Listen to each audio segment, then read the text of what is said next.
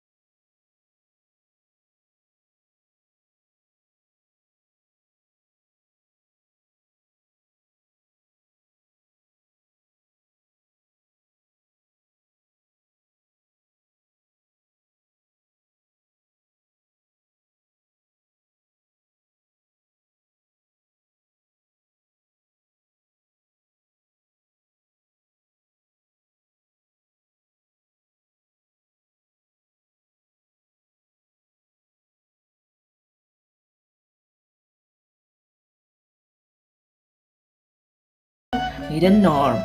Good luck then.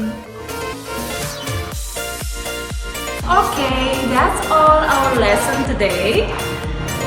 I hope that you enjoy. I'm Yeti. Thank you for watching. Goodbye for now. Om Santi, Santi, Santi. Om.